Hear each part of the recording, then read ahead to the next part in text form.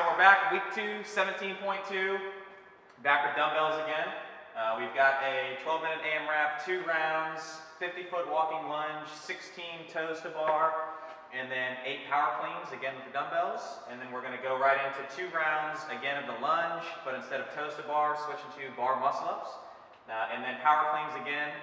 If you folks are going with the scaled option, just be sure that you and your judge are on the same page in terms of what the loading is for your dumbbells and what your movements are going to be when you get to the toes to bar or bar muscle up, because it goes to hanging knee raises and just chin over the bar pull-ups. Again, depending upon your particular option that you're going with. So make sure that you clarify that on your sheet. I have had a lot of folks question if they should go scaled or RX, because maybe they could do the toes to bar, they could do the weight, but they are not so sure about the bar muscle ups. Here's my thing, is that if you are questioning your ability to do bar muscle ups, the likelihood that you're going to be there for like 10 minutes is slim to none. Chances are this is going to tax you pretty good, to where by the time you actually get around to the bar muscle ups, you're not going to be sitting there just looking at the bar for as long as you think. So I think if you do go scale, you are still going to be, if you do go RX, you are still going to get a great workout, and you're not just going to be sitting here for a severe length of time. That does also open the possibility for you to do a redo, which I'll get into a little bit later, but maybe you do the RX variation first, and then you come back in a couple of days, provided you've taken care of your hands, and go for the scaled option. So getting right into it, warm-up is just like we talked about last week, is we want it to be general first to kind of get good blood flow, bring the core temperature up. Dynamics second, so taking your body through those full ranges of motion at the shoulder, the hip, knee, ankle, and then getting into the specific movements. So actually going through some lunges, and then some walking lunges, maybe with the dumbbells at your sides, and then walking lunges with the dumbbells in the front rack. So specific, also going through, maybe you start with some sit-ups, some GHD sit-ups to go through that global extension, global flexion piece, and then a power clean. You can even maybe start with a barbell and then go into the dumbbells for that. You don't have to jump right into what your final movement is going to be. Remember that you're just warming up to it. Some special considerations, extra pieces for the this specific workout in terms of warm-ups would be making sure that your wrists and forearms are really, really warm and got a lot of good blood flow.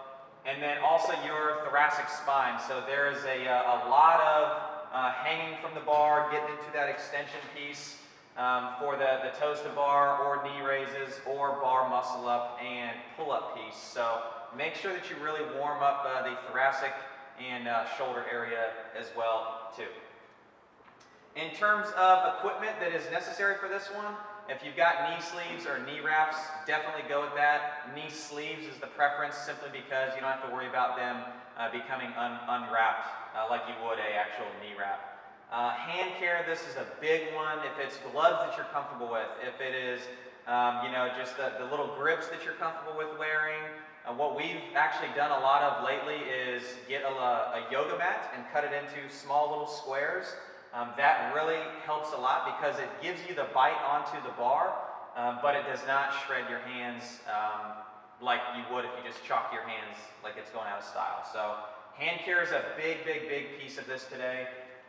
You need to make sure, I know this sounds silly, a bar to jump to, well duh, but make sure that you're not jumping to a bar that requires a 12-inch vertical leap every single time. So maybe get a bench or a couple of plates underneath. What we use here is gymnastics mats, just stack those on top of one another. That way, what you want is a bar that you might have to jump 3 inches up to, so that when you're at full hang, you can still point your toes and without scraping the ground. So think about that. And then I've had the question, what types of shoes should I wear? Should we go weightlifting shoes? If you remember last year, 16.1, we did recommend that you could do weightlifting shoes.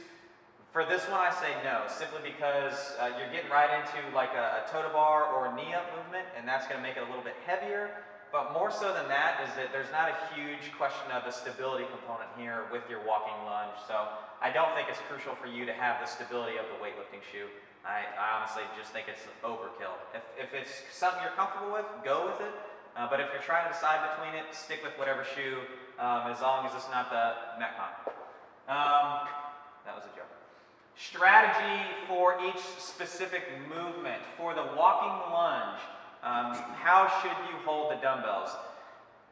Let me get to something before that though, and that's to make sure that you guys really pay close attention to reading the standards that are printed and also watching the video. They were very deliberate in saying that as long as the dumbbell is, the head of this dumbbell here is over the middle of your shoulder and your hand shows full grip, that you're good. All right, I've also seen a lot of people think that they saw somebody say this, that it's okay to rest the hand because they know this is a very grip intensive workout. You cannot do that. They specifically said the hand needs to be closed. So make sure, this is a way to hold the dumbbell like this. We also saw Row and Boz go with this strategy here. Although with a 15-pound dumbbell, it seems like it would be very easy, but when you actually get to the dumbbell load that you're going to be using, whether it's the 50 or the 45 or the 35 for the ladies, this does become a little bit of a tough thing to get into, and you don't want to have to think about, you know, maintaining that stability in the shoulder the whole time. So play around with it. The other one that I've seen is to literally just rest the dumbbell like this, and my hand is completely relaxed. It's still all the way around the dumbbell, but I'm not death gripping it, and I'm not having to really think a lot about it. So it's just resting up in that front rack position. So, but everyone's going to be a little bit different. It depends upon how long your arms are, how long your forearm, your upper arm, how good your mobility is. So just make sure that you spend a little bit of time during the specific piece of your warm-up to play around with that, how you're going to hold the dumbbell.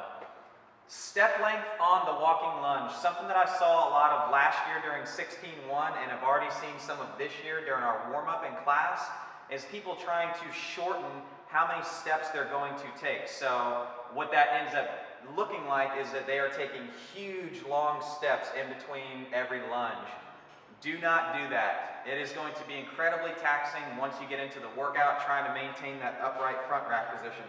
Because remember, if you step too far and the dumbbells come off your shoulder, that's a no rep and you've got to go back to that previous line. So make sure that you're not trying to overstep, you know, what is comfortable for your stride length.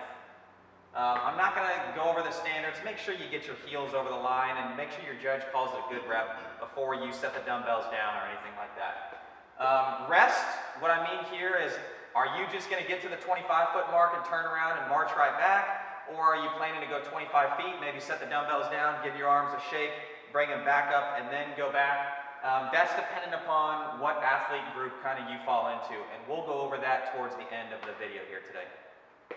For the toes to bar and knee ups, if you are doing the knee ups or what HQ calls a hanging knee raise, I think you guys could probably go 16 or 12 and 4, 8 and 8. I mean, one break on those at most, and you'll be good to go.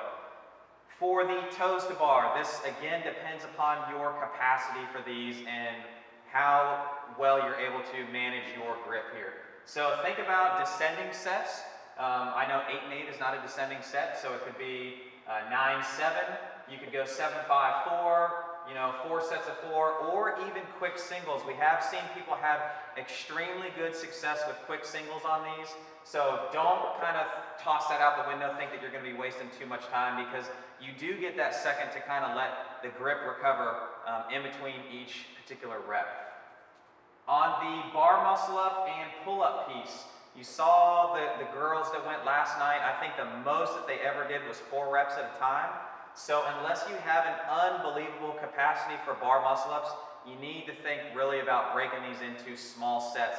And again, singles may be a great option, provided that you set up a bar that you're not having to jump 12 inches to every single time. You know, it could be 6-6-4, 4, and then a bunch of sets of 3, 8 sets of 2, so 8 doubles. For pull-ups, it's whatever you guys can do. So if it needs to be broken up, these are strategies for that as well. The bar muscle up is definitely a far more taxing movement, so don't base what you're going to do on your bar muscle ups off of what your pull-up capacity is. And if you're going on the pull-ups, don't think that you need to scale back so tremendously like somebody doing bar muscle ups, all right? The pull-up folks, you can press it a lot harder than somebody doing bar muscle ups. And then for the power cleans, the standard there last night was that only one head of the dumbbell has to hit. And I would recommend that you hold the dumbbell like this because you get to basically buy yourself a little bit of length. So instead of the dumbbell hitting here, I know it sounds silly, but if you can hold it towards the top head and let the bottom head hit, and then come back up onto your shoulder, you're going to be hugely better served doing that. If you can do 8 in a row and go right into your walking lunges, that's what it needs to be. If you know that you're going to get to 8 and need to rest because you're not going to be able to go the walking lunge how you want to, don't drop it after 8, drop it after 7, then pick it up, get your 8th rep, and then go on. One consideration here is remember on the power clean that this is where the tie break time is. So if you're jockeying for position, you know, whether it's on the leaderboard on the games website, who knows if it'll be working, or in your affiliate, remember that this tie break time could be the difference if you and somebody else have the same score. So that's another strategy. Do I sprint, get all 8 of these done, take a quick breather, and then pick it up and go? So you don't want to wait too long before you finish that 8th and final power clean before you go into the walking lunge. All right, so in terms of groups, how should you pace this out? So really I think there's kind of 3 groups. The first group is the folks that are going to be moving on through the Masters qualifier, or that are going to be, you know, regional hopefuls. If you're a games athlete, you already know that you're going to just be basically moving the entire time and minimizing your rest in between each of your sets of the toes to bar and the bar muscle ups, because that's what it's going to boil down to. You're going to go walking lunges unbroken every time.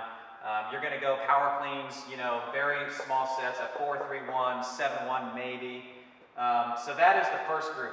My advice to you guys, you're really going to have to push hard in that round of bar muscle ups. So might even step outside your comfort zone and potentially fail a rep in order to really make it where you want to.